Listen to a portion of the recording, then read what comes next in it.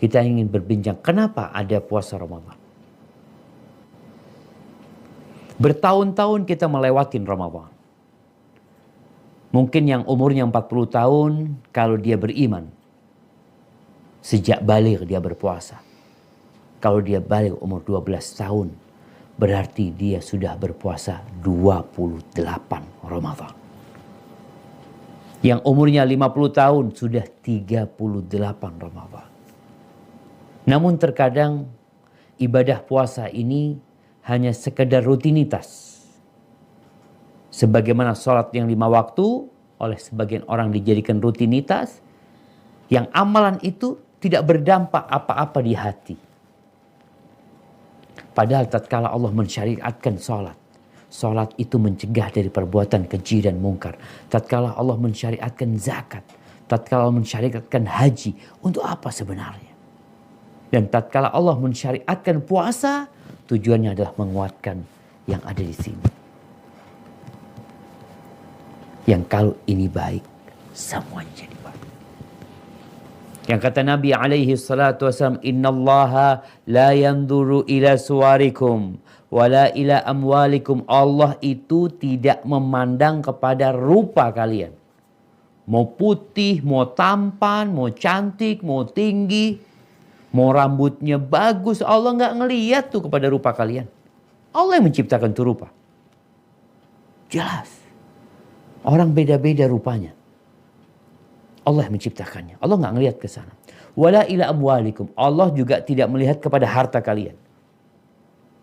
Sedangkan kebanyakan kita dalam kehidupan ini yang dilihat rupa sama fulus.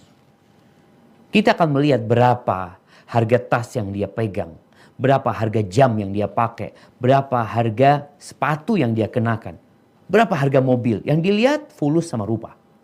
Dan Allah tekankan, Allah nggak ngelihat ke sana. Terus yang dilihat, walakin yanzuru ila qulubikum. Yang dilihat adalah jantung kalian, hati kalian, dan amal perbuatan kalian. Oleh karena itu kalau kita lihat, Allah tuh nggak butuh kita puasa, nggak butuh kita lapar, haus. Apa gunanya buat Allah Azza wa Jalla? Tidak ada satupun aturan yang dibuat oleh Sang Pencipta melainkan itu untuk maslahat manusia. Maka kita lihat orang yang puasa itu disyariatkan sahur. Bahkan mengakhirkan sahurnya. Supaya dia kuat.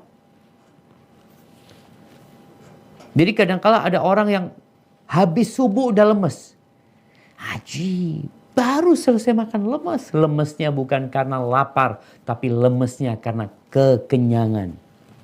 Maka diatur juga bagaimana sahur, bagaimana berbuka, dianjurkan segera berbukanya. Yang musafir, yang sakit, wajib puasa. Maka perlu kita mengetahui kenapa kita diperintahkan untuk puasa. Yang merupakan rukun Islam. Bukan anjuran. Yang merupakan identitas seorang muslim. Dan ajibnya puasa ini ibadah yang gak ada gerakannya. Sehingga Allah Jalla Jalaluhu mengatakan, kullu amal ibni Adam lahu. Dalam sebuah hadits qudsi dikatakan semua amalan Adam milik dia, udah ada hitungannya. Illa shaum, kecuali puasa kata Allah. Fa innahu li, milik aku puasa itu kata Allah. Wa ana ajzi bihi, aku yang akan memberikan balasan atas puasa itu. Kenapa? Yada'u ta'amahu wa syarabahu wa syahwatahu min ajli. Dia meninggalkan makanan, minuman, syahwatnya karena aku kata Allah Jalla Jalaluhu. Maka kita nggak akan tahu fulan puasa atau tidak kecuali dia ngomong. Tapi kita tahu fulan sedang sholat karena dia sedang melakukan gerakan. Kita tahu fulan sedang berdoa karena dia sedang mengangkat tangan. Kita tahu fulan sedang bersedekah karena dia mengeluarkan uang. Tapi bagaimana kita tahu fulan sedang berpuasa? Nggak tahu. Kenapa? Dia nggak ngapa-ngapain. Meninggalkan puasa ini. Menahan diri. Maka yang pertama ketahuilah bahwasanya puasa ini disyariatkan untuk mewujudkan ketakwaan kepada Allah Azza wa Jalla.